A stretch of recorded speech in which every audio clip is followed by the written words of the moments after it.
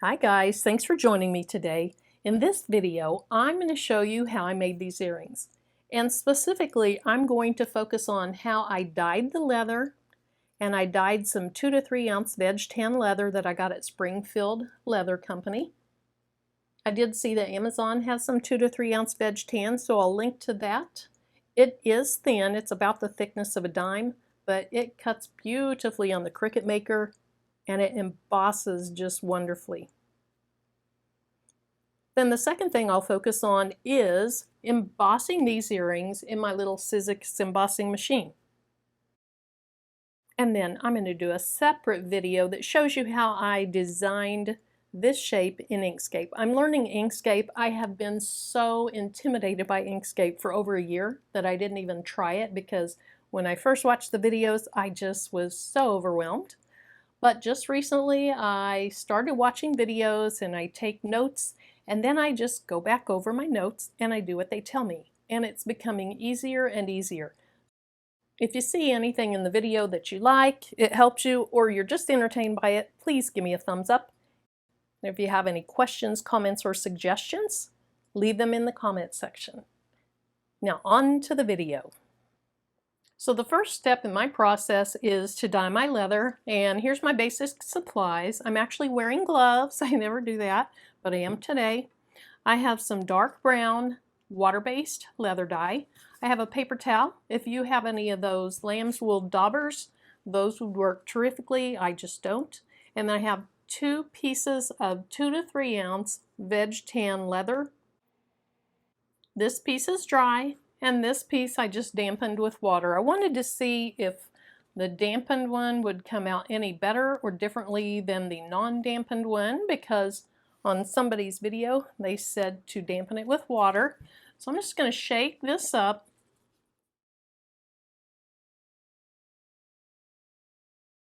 I've only used this once, but I keep this little metal type lid on it.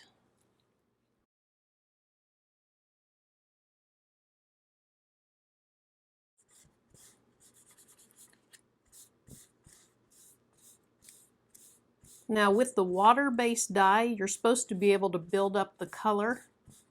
So you don't necessarily get the darkness you want on your first coating.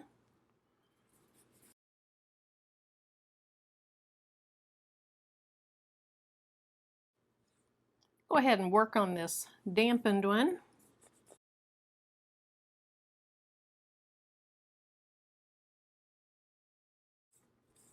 Okay, I'm going to tell you, I don't think I'm going to like this one as well. To me, it just looks, I have these little bitty, I don't know what you call them, breaks in the dye. It's not just the mottled effect you see here, it's like little circles or rings on it. So I'll keep trying this, but I don't think I'm going to like that as well.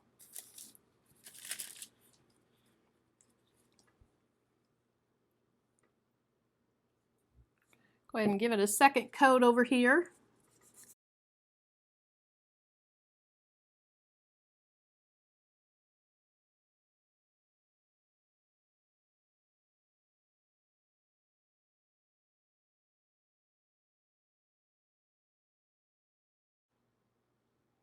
Okay, I'm going to let this one dry. Then I'll just work on this one a little bit longer just to see if it doesn't get better.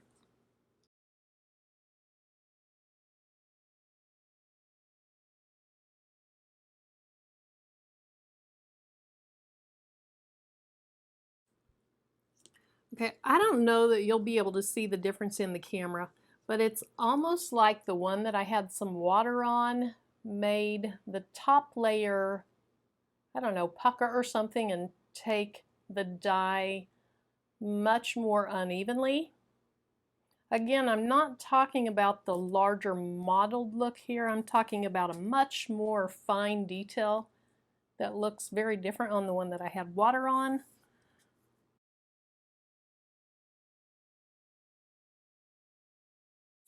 And to me, this mottled effect you get, that is the beauty of leather. So I'll go ahead and let those dry. I don't know how long that's going to take, so when I come back, I'll let you know.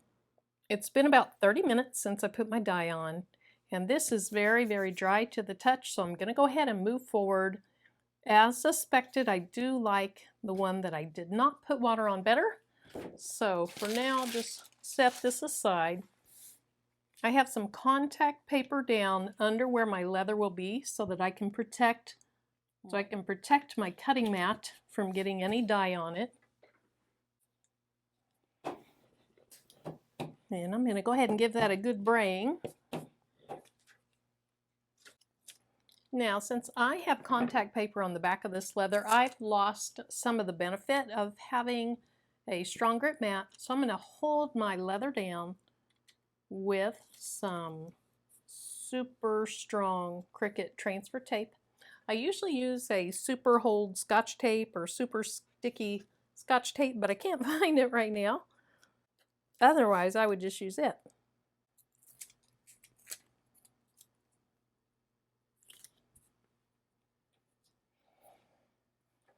The setting that I'm using is just genuine leather.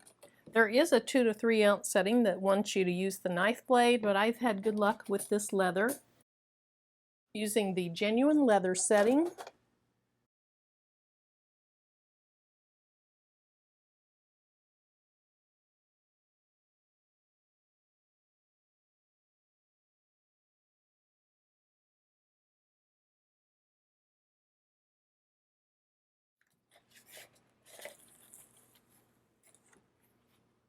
Looks like a beautiful cut.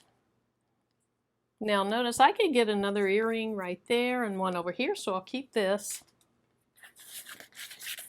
Now to remove this, I'm just going to pull down on my mat and just kind of pull on that with my thumb, not my thumbnail.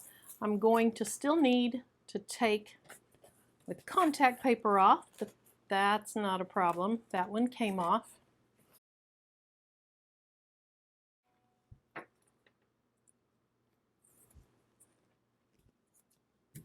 Okay, these already look beautiful. They cut wonderfully. There's really no fuzzies or flyaways to speak of. Tiny bit right there.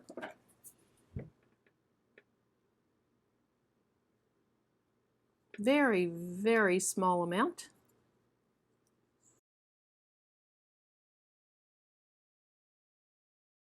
Now here's the fun part.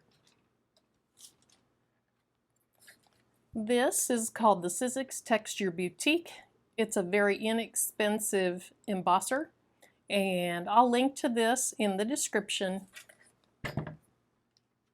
Right now I only have 2 embossing folders. This is one of them. So what I want to do is, first of all, I want to be embossed, which means the raised part needs to be on the bottom so that it can push up through the top part. I've accidentally had that backwards before, and I really like embossed much better than debossed. So I'm just going to kind of pick a place that I think would look good on these earrings.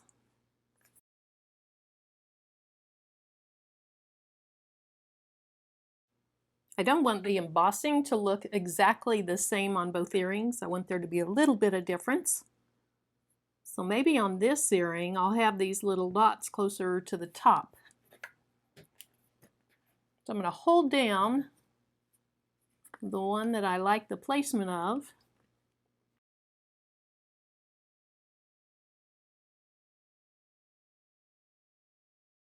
Okay, perfect. Now, they are very far apart, but it'll still work fine. So you have a bottom plate and you have a top plate. They look the same. It doesn't matter which is on the bottom, which is on the top. Now, you might be able to see the edges are beveled, and so you want the bevel to be what you feed into the machine. So you're going to put your materials inside here, being very careful not to shift, and then check it one more time. Make sure you like the placement of it, and then put the other one on top.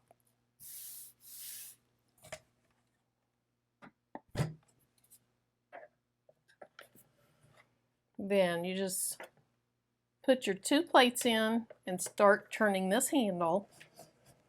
Hold on to the top and run it through. This leather embosses beautifully, so I don't need to run it back through, but if I did, then I could just go backwards, and that way the leather wouldn't shift.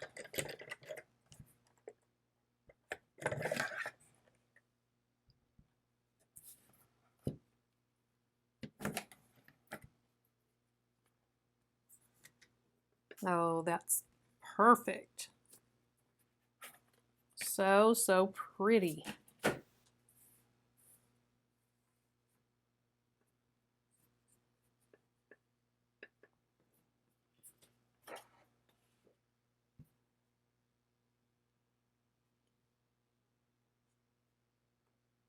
The embossing on this 2 to 3 ounce veg tan natural leather is beautiful. I just have not found where I can get that wonderful effect on an already finished leather.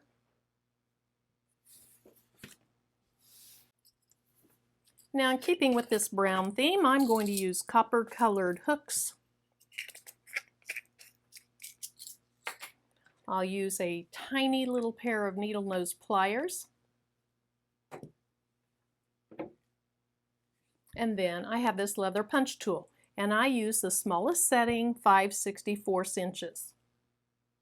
Now, I got this from Harbor Freight, and I got this from Harbor Freight. I did see that when someone went into Amazon through one of my links, they found a punch tool and purchased it, and I got a small commission, and I thank you so much for that. Somebody else actually went in through my link, and then they bought a Cricut Joy, and I got a little small commission from that, and I'm so appreciative of that, because those things are what allow me to continue buying materials for my channel. That and the ads that you watch on YouTube. So what I do is I just place the punch where I think it should go, and I hold it very, very lightly so that I can really get a good look at it before I punch. If you push too hard, even though you don't punch all the way through, you are going to leave marks on your leather. So I'm adjusting this ever so slightly, and I want my hole close enough to the top so that I don't have to use any jump rings. And there's a fine line between getting close enough and getting too close and not really having enough leather to securely hold your fishhook. So I like that. We'll go ahead and punch.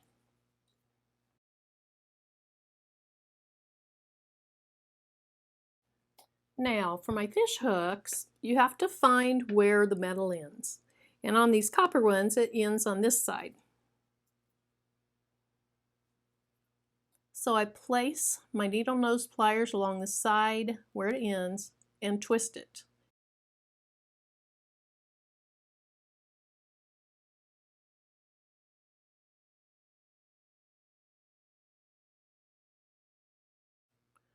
So now I just do the reverse.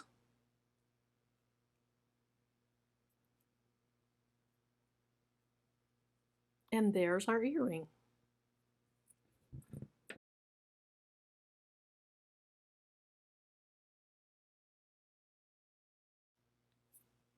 So simple, so gorgeous.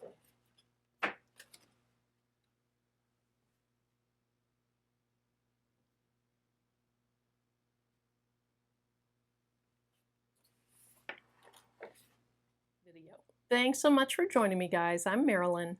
Bye-bye.